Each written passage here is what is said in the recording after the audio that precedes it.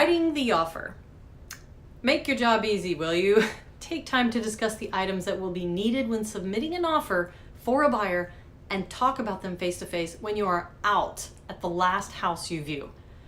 Whether that is the house that they want to write an offer on or not, don't wait to discuss the facts that they will need in order to, like writing a check for their earnest money deposit. You will need that approval letter from the lender, and the contract will be signed electronically, and how that is all done.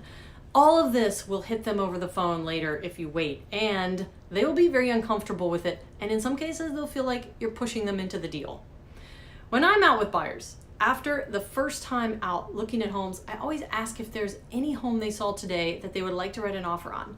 If the answer is no, then while I'm standing there in front of them, I tell them that when we do find the right home, there will be a few things they will need to be prepared to do. I tell them this so that they are prepared and they don't feel rushed at the time of signing. I share with them words they may not be familiar with, like earnest money deposit and what that is. How the check will need to be given at the time of signing and then deposited into escrow account of the title company within 5 days after placing, an agreement is in place. I tell them that they will need an approval letter from their lender before submitting the offer, and without it, we will not really be fully submitted. I give them information while standing there so that they feel comfortable with the process, so that they know what's coming and have time to process it when they leave me. I tell them face to face so that they will start thinking about this becoming a reality, and finding a home may not be far off. This literally helps them make decisions, I promise you. It helps them figure out how much they have in savings, because some of that will be needed as a deposit, earnest money deposit. Doing this helps me find homes and write offers in most cases the first time out with buyers.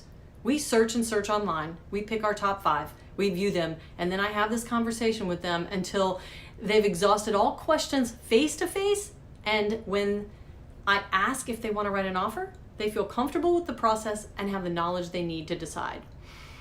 Writing an offer to me is the easiest part of my job because the legwork is all done up front. There are no hurried phone calls happening while I'm sitting at the computer writing it up.